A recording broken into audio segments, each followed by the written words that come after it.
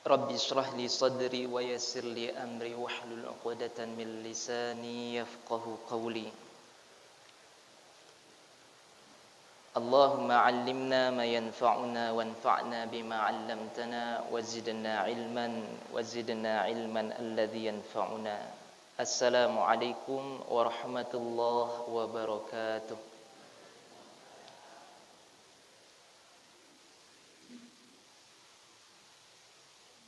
Alhamdulillahi rabbil alamin.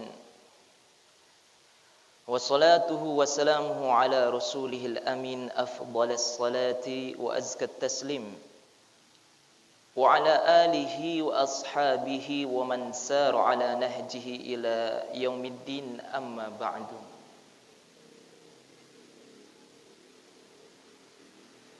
Bapak-bapak, ibu-ibu jamaah salat maghrib yang dimuliakan Allah Ta'ala, mari kita bersyukur kepada Allah untuk seluruh nikmat yang sampai detik ini masih Allah berikan kepada kita semua.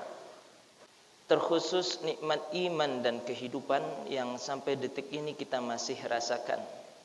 Dengan nikmat itu tadi, kehidupan kita bisa menjadi ladang amal soleh kita untuk menjadi hamba yang mulia di sisi Allah. Muliakan Allah, pada malam kali ini sesuai dengan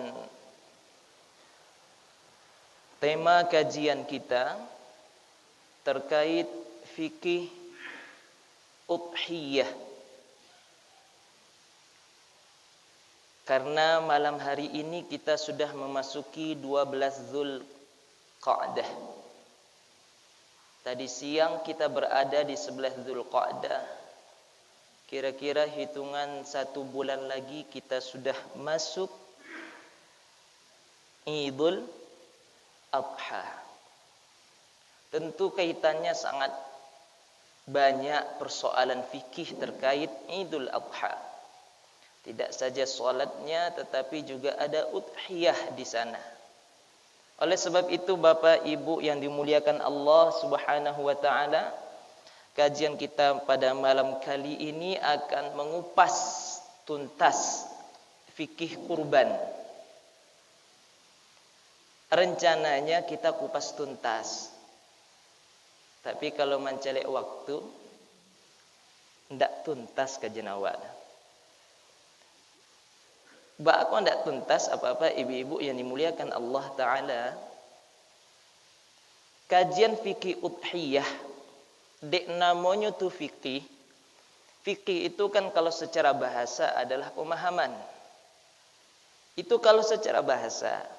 Tetapi dalam istilahnya, fikih adalah sebuah ilmu di mana para ulama mengkaji hukum-hukum terkait masalah ibadah-ibadah, muamalah-muamalah yang dilakukan oleh setiap hamba-hamba yang mukallaf berdasarkan hasil istimbatul ahkam, hukum-hukum yang telah dikeluarkan oleh para pakar usul fikih. Itu fikih. Makanya beko dalam kajian fikih itu awak akan mengkaji terkait apa hukum suatu ibadah yang namanya udhiyah. Apakah udhiyah itu dari segi maknanya merupakan sebuah syariat Allah, kemudian apakah udhiyah itu dari sisi hewan yang akan ditadhiyahkan, dikurbankan, itu hukumnya wajib, sunnah, atau yang lainnya, begitu seterusnya. Juga hukum terkait nanti orang-orang yang berkurban. Maka kalau kita klasifikasikan kajian fikih udhiyah itu ada 5 pembahasan. Bapak Ibu yang dimuliakan oleh Allah, kajian fikih udhiyah itu ada 5 pembahasan. Pembahasan pertama terkait definisi dari udhiyahnya. Kemudian yang kedua, pembahasan selanjutnya terkait dalil syariatnya. Kemudian yang ketiga terkait udhiyah, hewan kurbannya. Nan kampe terkait mudahi. Mudahi itu apa? Orang yang berkorban. Kemudian yang kelima terkait az-zabh wan nahru. Itu penyembelihan. Jadi kalau kita mengkaji fikih udhiyah, maka yang kita kaji 5 hal ini ya Bapak Ibu-ibu yang dimuliakan Allah Subhanahu wa taala. Dan apa yang Ambo sampaikan bukan hal yang baru. Karena semua yang akan Ambo sampaikan pada malam kali ini itu berdasarkan hukum-hukum yang sudah dikaji oleh para ulama 4 mazhab yang sudah hidup dari abad ke-4 Hijriyah. Kalau kini abad kampe balik Hijriyah, abad ke-5 balik Hijriyah Bapak Ibu-ibu. Artinya apa yang akan Ambo sampaikan pada malam kali ini bukan hal baru. Masuk pertama terkait definisi Bapak Ibu-ibu. Selama kau yang awak gunakan kata-kata terkait kurban, terkait penyembelihan hewan yang dipilih, lalu dibeli, lalu dipersembahkan kepada Allah untuk mendekatkan diri kepada Allah dengan istilah kurban. Istilah kurban itu kan sebenarnya bukan bahasa orang Indonesia. Betul apa Ibu-ibu? Dari mana bahasa kurban tuh? Dari bahasa Arab. Kalau balian ke bahasa Arab, penyebutan serapan kata kurban untuk hewan-hewan yang disembelih di 10 Zulhijjah, 11, 12, 13 Zulhijjah itu sebenarnya kurang tepat. Ba aku kurang tape, awak calik. Dari makna udhiyah dulu karena fikih awak fikih udhiyah pada malam hari ini. Udhiyah itu ulama menyebutnya dengan 4 istilah. Tapi yang Ambo sampaikan di sikut, Ambo tuliskan 3 istilah. Cuman dalam satu istilah itu ada 2 penyebutan. Pertama udhiyah. Udhiyah itu kadang dibaca di ulama, di orang Arab dengan idhiyah. Jadi ada 2 di situ. Kemudian yang ketiga dhahiyah.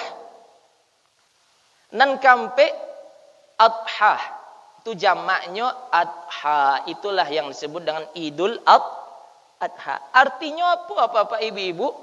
Artinya udhiyah itu ma dzubiha taqarruban ilallah, segala sesuatu yang disembelih untuk mendekatkan diri kepada Allah fi ayyamin nahri, pada hari-hari penyembelihan. Hari-hari apa saja itu Bapak Ibu-ibu penyembelihan? Idul Adha dengan ayyamut tasyrik. Itu hari-hari penyembelihan. Dengan syarat tertentu. Itulah yang awak sebut selama kau dengan kurban. Penyebutan yang tepatnya dalam istilah fikih adalah udhiyah. Tapi untuk kemudahan awak, tidak awak gunakan kata kurban. Deklah selama kau awak menggunakan kata kurban, tapi maknanya sebenarnya kau Bapak Ibu. Hewan yang disembelih dalam bentuk mendekatkan diri kepada Allah di hari-hari tasyrik dengan tujuan untuk mendekatkan diri kepada Allah dengan syarat tertentu. Ada syarat-syarat tertentunya. Kalau syarat-syarat tertentunya tidak dipenuhi, beko, ini tidak bisa disebut dengan udhiyah, dengan kurban. Kalau apa-apa beko sembelih, misalnya sapi, onta ataupun kambing, walaupun kambing di Bali maha, tapi kalau disembelih di luar hari-hari penyembelihan, laisah disebut kurban? Tidak. Karenanya tidak sesuai dengan definisinya, makna dari udhiyah itu tadi. Jadi sampai di sini paham Bapak Ibu terkait udhiyah? Itu para ulama menyebutnya dengan udhiyah. Kalau kurban itu, kan kok mau masuk kemari. Samakah udhiyah dengan kurban?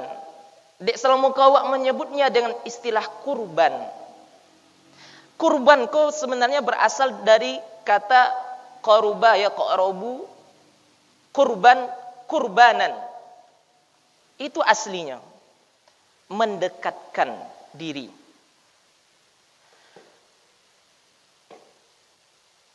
Dalam istilah fikih, kurban itu segala sesuatu yang digunakan oleh hamba-hamba Allah, baik ambo, apa-apa, ibu-ibu, untuk mendekatkan diri kepada Allah, baik dengan penyembelihan atau dengan selainnya. Jadi kalau awak ingin simpulkan, ma yang lebih umum, kurban atau udhiyah. Ma yang lebih umum kira-kira? Lebih umum kurban. Karena kurban bisa dengan sembelihan atau dengan amalan. Bisa dengan sholat, bisa dengan bacaan Al-Quran. Bisa dengan puasa, dan bisa dengan ibadah yang lainnya. Itu kurban.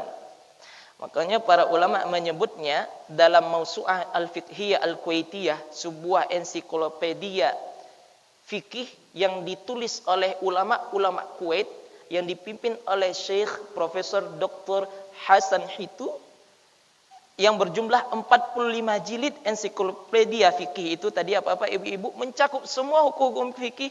Beliau sebutkan wa amma qurbanun a'ammu minal udhiyah. Adapun kurban itu lebih umum daripada udhiyah. Udhiyah itu sebuah amalan khusus tertentu dengan menyembelih hewan untuk mendekatkan diri kepada Allah di hari-hari tertentu dengan syarat-syarat tertentu.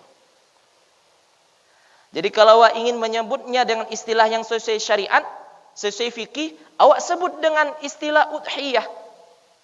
Karena begitulah para ulama membahasnya. Tapi salah enggak Ustaz kalau nyebut kurban? Deklah terlanjur kurban Ustaz. Kalau kurban dimaknakan ke udhiyah, dabak aja untuk pemahaman awak saja. Nah itu tadi, kajian pertama tentang definisi lah selesai ya Bapak Ibu-Ibu. Sampai di situ awak harus paham kajian fikih udhiyah itu ya kajian seputar tadi. Makna definisi dari awal. Karena mengkaji sesuatu harus jelas pertama kali apa pengertian dari apa yang awak kaji. Banyak orang mengkaji solat tapi tidak tahu arti solat itu apa. Makanya penting pengertian dari suatu kajian fikih. Kemudian yang kedua terkait dalil syariat udhiyah. Nah, itu kajian yang kedua. Karena penting awak mengkaji dalil ko, karena sebuah amalan yang tanpa dalil tidak akan diterima oleh Allah Subhanahu wa taala.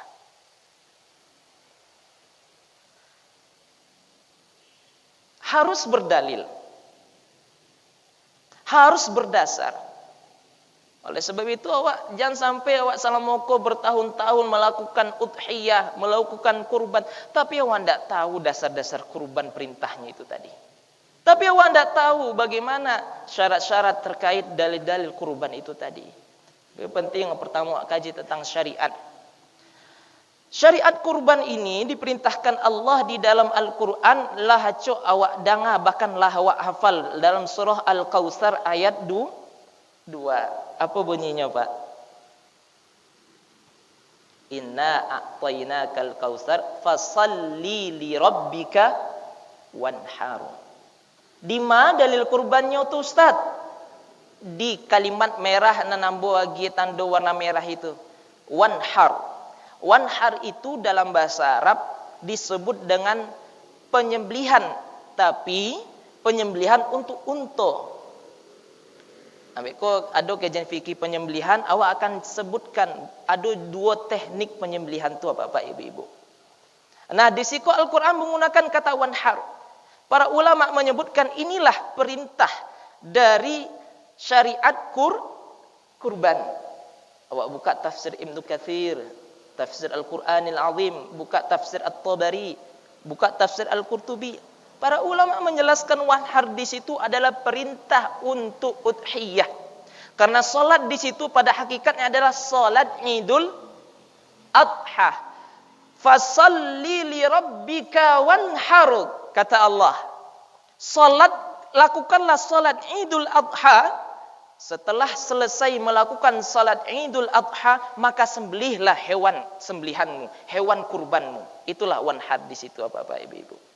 Dalil pertama. Dalil kedua dari hadis Anas bin Malik. Jadi kalau bicara dalil itu pertama Al-Quran. Dan kedua hadis. Awak buka dalam sunnah Rasul sallallahu alaihi wasallam, dalam Sahih Muslim, Sahih Bukhari. Hadis itu yang membicarakan ba'a Nabi, sunnah fi'liyah Nabi. Nabi melakukan suatu ibadah yang dicontohkan kepada umatnya. Apa kecek Anas bin Malik? Dhahan Nabiyyu sallallahu alaihi wasallam. Nabi berkorban bikabshain amlahain aqranain. Berkorban dengan 2 kambing gemuk yang warnanya putih, ada bintik kehitam-hitamannya sedikit. Aqranain, memiliki 2 tanduk. Jadi yang dikurbankan Nabi ku kambing lah sempurna umurnya untuk kurbanlah batanduk 2. Karena ada orang korban jo kambing tanduknya masih seketek baru.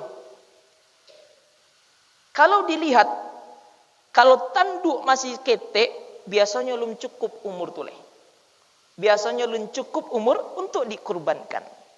Nabi memberikan contoh dengan contoh terbaik. Kemudian Nabi summa dzabahahuma biyadi. Nabi sembelih keduanya dengan tangannya. 2 kambing yang besar tadi itu disembelih langsung oleh Rasul sallallahu alaihi wasallam. Dari situ awak tahu seutama-utama ibadah kurban tu orang nan membalik kambing surang, kemudian nyo sembelih surang. Itu yang paling utama kurban itu. Kurban yang diserahkan ke masjid itu tingkat ketiga Bapak Ibu.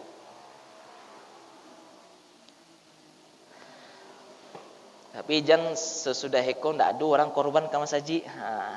Ndak itu harapan awak.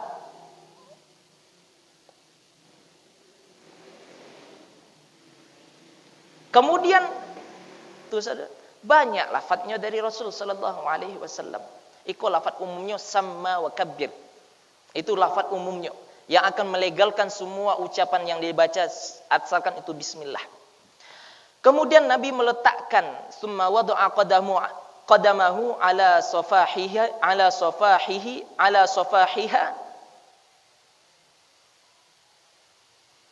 Kemudian ijma'. Nah, di situ awak harus tahu Bapak Ibu, dalil itu tidak saja Al-Quran dan Sunnah. Banyak orang kini bicara dalil, dalil Al-Quran, dalil Sunnahnya. Kalau awak balik ke kajian fikihnya, kajian usul fikihnya, dalil itu tidak saja Al-Quran dan Sunnah. Ada 8 dalil dan ampe dalil yang disepakati di para ulama, 4 mazhab. Nan di siku ambo paparkan 3 dalil yang disepakati oleh para ulama, 4 mazhab. Baik mazhab Abu Hanifah, mazhabnya Imam Malik, mazhabnya Imam Syafi'i, dan mazhabnya Imam Ahmad. Dalil yang ketiga itu apa? Ijma'. Jangan sampai awak dek karena ndak menemukan dalam Al-Quran, dalam hadis, lalu awak salahkan ibadah orang, padahal ibadah itu berdasarkan ijma'nya para ulama, ijma'nya para sahabat. Di situ ada dalil yang ketiga itu ijma'. Jadi dalil itu tidak saja Al-Quran dan hadis. Ada yang ketiga itu ijma', kesepakatan ulama. Kalau awak buka Al-Mughninya, kitab Al-Mughni itu apa-apa ibu-ibu ditulis oleh Imam Ibnu Qudamah dari mazhab Hambali. Kemudian kitab Al-Hawi itu ditulis oleh Imam Mawardi dari mazhabnya Syafi'i. Kemudian kitab Al-Muhallaqah ditulis oleh Imam Ibnu Hazm, mazhab beliau ke Zahiri, mazhab tekstual. Kemudian dalam majmu'nya Imam Nawawi, mazhabnya Syafi'i. Apa kata para ulama? Sahabat sepakat dan ulama-ulama sepakat 4 mazhab bahwa kurban itu disyariatkan Allah. Ulama sepakat terkait syariat kurban. Lalu sejak bila Nabi SAW itu berkurban? Kalau mengkaji fikih itu mengkaji bila turun syariat itu. Kira-kira bila Pak Nabi itu berkurban?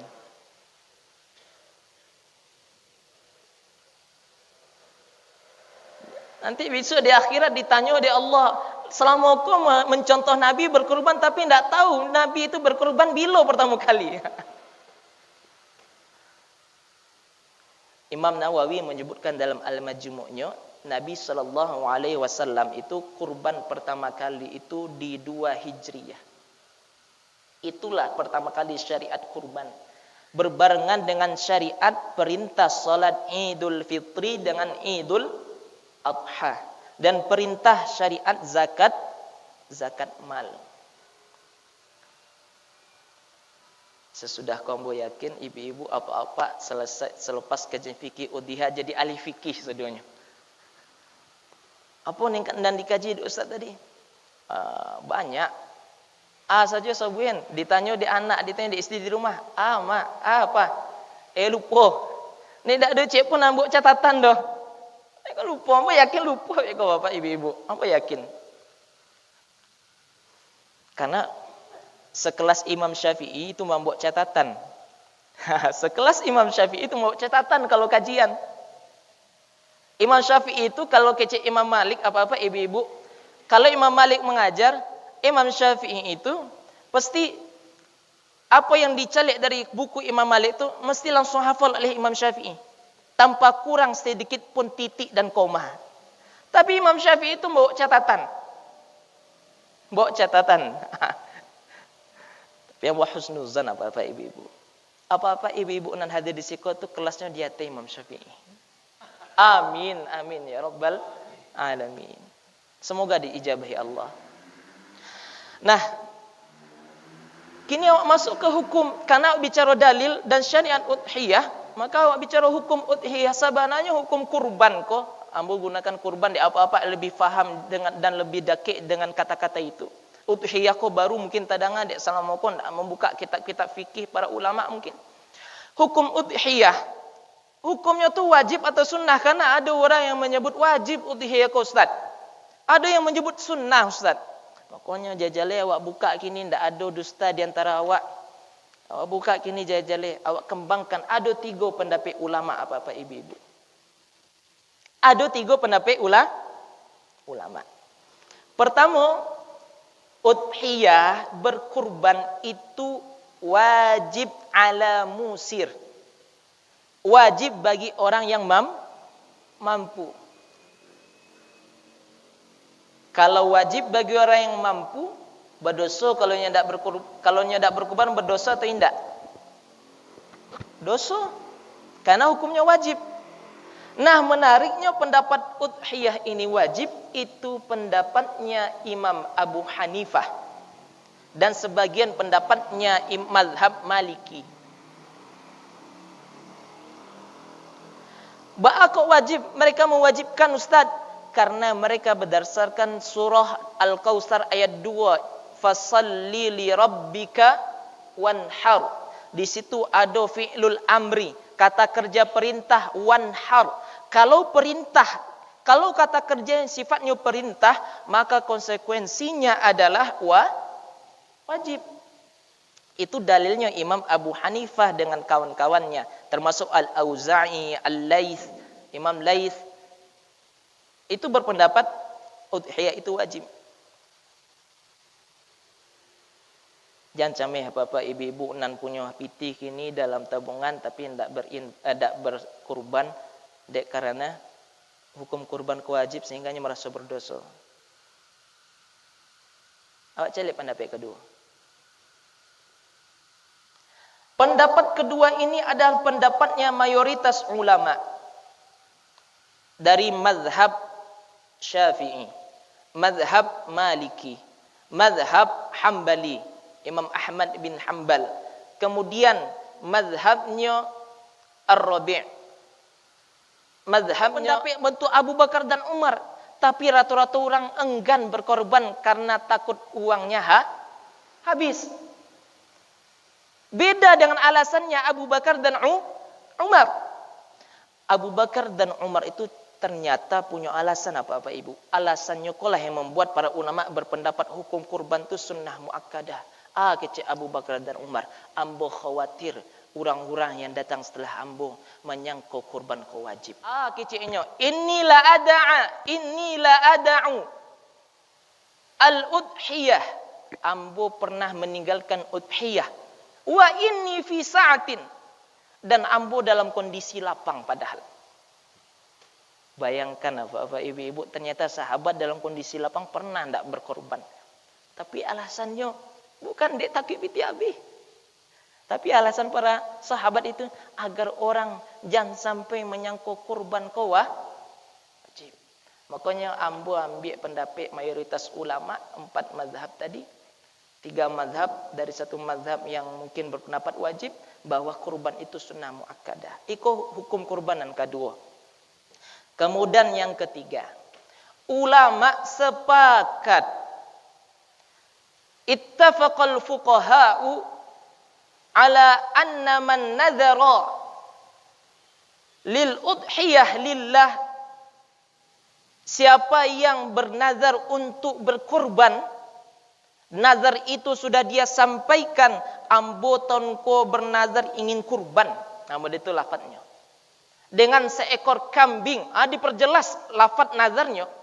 Maka saat itu para ulama sepakat hukum kurban dengan seekor kambing wajib bagi seorang hamba tadi. Jadi kalau nazar untuk berkorban hukumnya wajib. Itu hukum udhiyah.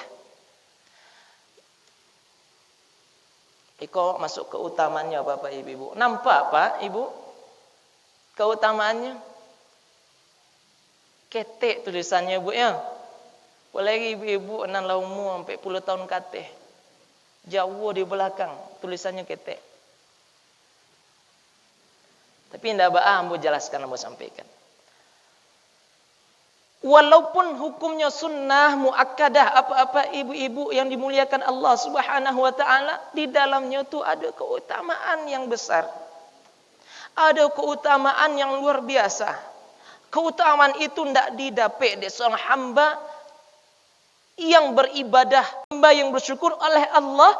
Maka ikutilah perintah dalam surah Al-Kautsar ayat kedua. Inna a'tainakal kautsar fasalli li rabbika wanhar. Itu keutamaannya, bukti syukur. Kalau awaklah mendapatkan pembuktian syukur, legalitas dari Allah sebagai hamba yang bersyukur, maka awak masuk ke keutamaan yang kedua. Rizki bertambah. Orang kurban kau tidak akan mengurangi rizki apa-apa ibu-ibu. Jangan sampai awak beria yang terbukti syukurnya tadi dalam surah Ibrahim ayat ke-7, la azidannakum la in syakartum la azidannakum. Siapa yang bersyukur, aku tambah nikmatnya, aku tambah rezekinya, baik rezeki kesehatannya ataupun rezeki materinya. Kok tanah Allah tambah tanahnya, kok usaha Allah lancarkan usahanya. Itu keutamaan kurban. Dan kedua, dan ketiga, kurban merupakan amalan terbaik di hari itu. Kurban merupakan pahala paling banyak di hari itu. Iko hadis dari Imam At-Tirmidzi, hadis ke-1493. Para ulama memberikan catatan untuk hadis iko, tapi para ulama sepakat bahwa hadis-hadis yang sifatnya itu hasan gharib, setidak-tidaknya status hadis ko hasan gharib. Nyo sebenarnya hadis dhaif, dek banyak syawahid-syawahidnya nyo naik ke tingkatan hasan gharib. Apa-apa ibu-ibu dalam hadis iko, apa yang disampaikan dek Rasulullah sallallahu alaihi wasallam, ma min amalin amila ibnu Adam khairun ahabbu ilallahi min ihraqid dam. Tidak ada amalan yang dilakukan oleh setiap hamba Allah di hari-hari nahar, hari-hari penyembelihan, mulai 10 Zulhijjah, 11 Zulhijjah, 12, 13 Zulhijjah, yang lebih baik daripada dilakukan oleh hamba-hamba Allah yang menyembelih kurban. Jadi amalan menyembelih kurban di hari itu adalah amalan paling dicintai Allah. Amalan yang paling baik di saat itu. Sampai-sampai Rasulullah sallallahu alaihi wasallam bersabda, nanti akan datang hewan kurbannya dengan bulu, tanduk dan kuku-kukunya menjadi saksi sebagai bentuk pahalanya untuk orang-orang yang berkurban. para ulama memberikan catatan ikon bukan hadis sahih. Entah. Karena yang berkorban dengan kambing, dia bisa memilih kambing yang besar dan dia betul-betul utuh korbannya. Kalau sapi, orang tak bagi tujuh, lonton tu bara daging nyoleh untuk diberikan kepada Allah Subhanahu wa taala. Lebih banyak daging kambing kalau 1 ekor daripada 1/7.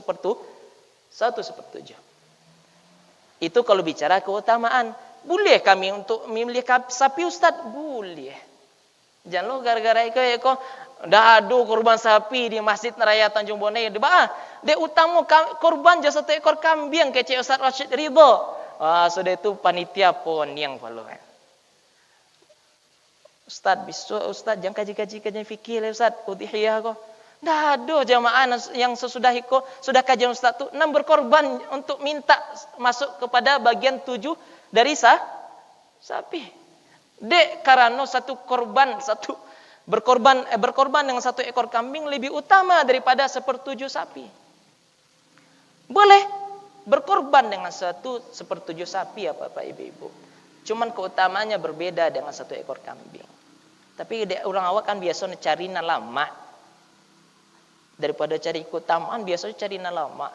Daging nan lama, nan banyak tu jawi sapi. Tu banyak berkorban jo sapi. Kambing kadang baun. Apa ibu-ibu yang dimulakan oleh Allah Subhanahu wa taala? Iko syarat pertama. Syarat kedua, harus berumur musinnah untuk unta, sapi dan kambing. Kalau unta, sapi, kambing belum sampai usianya musinnah, maka ia tidak boleh dikorbankan. Siapa yang berkorban dengan usia yang di bawah musinnah, korbannya tidak sah, batal. Dan jaz'ah untuk seekor domba usianya. Awak jelaskan apa itu musinnah Ustaz? Apa itu jaz'ah Ustaz? Sesuai sabda Nabi dalam hadis Muslim, kata Rasulullah, la tadhbahu illa musinnatan illa an ya'sura alaikum fatadhbahu jaz'atan minad dha'ni. Jangan engkau kurbankan binatang ternak, sapi, unta, sapi, kambing yang tidak berusia musinnah. Maka kurbanmu tidak akan sah. Illa ayya'sura alaikum, kecuali kalau kondisimu susah untuk mencari yang usia musinnah, maka boleh engkau berkorban dengan domba yang usianya jaz'ah. Apa usia musinnah dan jaz'ah Bapak Ibu-ibu? Untuk unta yang musinnah itu usianya saniyah. Saniyah itu unta yang sudah genap usianya 5 tahun, kata para ulama. Misalnya malam kini apa-apa ibu-ibu 9 Zulhijjah, besok 10 Zulhijjah orang kurban. Malam kini usia unta orang tu masih kurang 2 hari 5 tahun. Kalau besoknya masuk 10 Zulhijjah, nya masuk usia alun sempurna, masih kurang 1 hari untuk menyempurnakan usianya 5 tahun. Bolehkah unta tadi dikorbankan? Tidak boleh, karena belum sampai usia musinnah. Usia musinnah itu apa-apa ibu-ibu, kalau malam konyola genap 5 tahun usianya, besok masuk usia K6. Kalau usia besok K6, maka unta tadi baru boleh dikorbankan, kata para ulama. Kalau seandainya sapi, adapun sapi usianya sudah sempurna 2 tahun apa-apa ibu-ibu. Misalnya nyo tahun patang, nyo baru masuk usia 2 tahun. Tahun kini sempurna malam ko usianya 2 tahun, maka besoklah boleh korban. Tapi kalau walun, tidak boleh dikorbankan. Panitia harus tahu usia untuk sapi. Dek banyak sapi yang dikorbankan di tempat awak. Kalau usia sapi itu tidak sempurna 2 tahun apa-apa ibu-ibu, artinya nyo besok lun masuk tahun ketiga, maka kurban yang dikurbankan oleh 7 orang yang berkelompok tadi itu ditolak oleh Allah, tidak sampai pahalanya kepada Allah. Itu kecek para ulama 4 madhab. Dalilnya apa Bapak Ibu? Sabda Nabi, la tadhbahu illa musinnatan. Jangan engkau sembelih kecuali yang sudah sampai usia musinnah. Itu sapi. Kalau kambing, syaratnya kambing tadi sudah sempurna 1 tahun. Kalau kambing lu sempurna 1 tahun, malam kau masih usia 9 bulan 99 hari, 9 bulan 29 hari, Setahun tu ndak 9 bulan, boleh. Dek tinggal waktu isyak lah masuk tadi itu agak kurang fokusnya Bapak Ibu.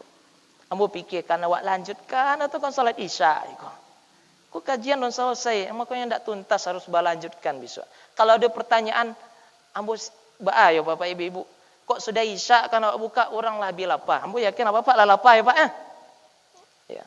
Kecuali kok apa-apa ibu-ibu meminta sudah isyak minta waktu tanya jawab Ustaz ambo buka. Tapi kalau ndak bagi awak lanjutkan pertemuan besok, ambo masih ada. Di akhir bulan insyaallah. Waktu sudah subuh.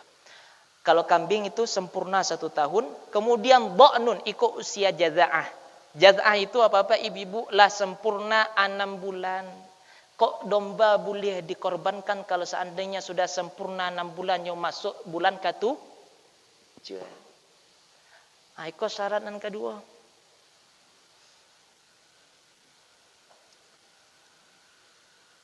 Awak selesaikan syaratnya, sudah tahu awak selesaikan kajian awak lanjutkan di pertemuan minggu depan.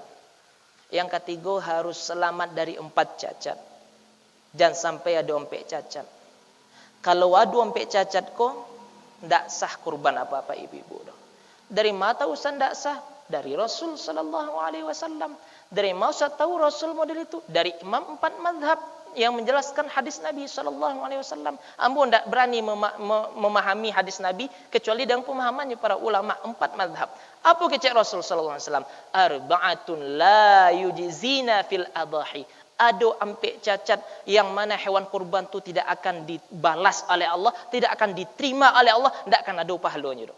Apa 4 cacat tu Bapak Ibu? Pertama al-aura alladhi bayyin auruha. Nan buto, nan jaleh butonya. Baik buto sabalah, apoleh kedua balah. Kalau putih Ustaz, bentuk orang kani katarak lah menutup seluruh matanya Ustaz, sabalah saja Ustaz, boleh dikorbankan? Ndak boleh dikorbankan, itulah al-aura, nan buto sabalahnya. Ndak boleh hewan nan ada katarak di matanya. Yang kedua al-maridatu al-bayyin maraduha, yang sakit di mana sakitnya tu jaleh bana tampak, bentuk kuruk nan jaleh tampak berdarah-darah di kulitnya sampai ke dagingnya, maka ndak sah hewan kurbannya dah. Kok mungkin bantu hewan nan sakitnya kok salimu ba Ustaz? Kok jawi corona ba Ustaz? Laisah kira-kira Ustaz. Kok jawi cuman bersin-bersin saja? Itu biasa jawi bersin-bersin tu apa-apa ibu-ibu. Kok kambing batuk-batuk saja? Biasa kambing batuk-batuk saja. Itu ndak bayyin maraduha. Itu ndak jaleh sakitnya. Kemudian cacat yang ketiga al-arja'u alladhi bayyin arjuha, bayyin dhal'uha. Nan pincang jaleh pincangnya. Kok nampak jawi, nampak unta, nampak kambing nan tengkak, nampaknya berjalan tengkak, ndak sah kurbannya dah. Kalau babali dalam keadaan normal Ustaz, kemudian karena kelalaian kami akhirnya pincang kaki, ndak sah hewan kurban kalau karena kelalaian awak. Tapi kalau bukan kelalaian awak, maka hewan sah untuk dikurbankan kecek para ulama. Kemudian nan kampe al-kasiratul lati la tunki, kurus lemah tak berdaging. Orang nio ingin mendapatkan jawi nan murahnya, cari jawi nan kuri lah payah bajalan jawi itu. Tuh, kalau nampak payah bajalan jawi itu dek kurinya apa-apa ibu-ibu ndak bisa bergerak kurban tu ndak sah. Itu nan al-kasiratu. Iko 4 cacat yang ulama 4 mazhab sepakat bahwa 4 cacat ini membatalkan udhiyah, membatalkan kurban awak. Mungkin itu yang bisa mau sampaikan apa-apa ibu-ibu. Semoga bisa awak lanjutkan di lain waktu. Mas? Cukup ya? Semoga di pertemuan kalau nggak salah hari Ahad atau hari Sabtu pagi. Sabtu pagi mungkin. Iya Ustaz ya? Sabtu pagi awak lanjutkan, di situ awak buka tanya jawab. Silahkan siapkan hari ini pertanyaan. Kalau ada pertanyaan dicatat. Di situ awak akan kupas habis-habis masalah kontemporer terkait kurban awak. Mungkin kau yang bisa mau sampaikan. Mari kita tutup dengan doa kafaratul majlis. Subhanaka Allahumma wa bihamdika asyhadu an la ilaha illa anta astaghfiruka wa atubu ilaik. Assalamualaikum warahmatullahi wabarakatuh.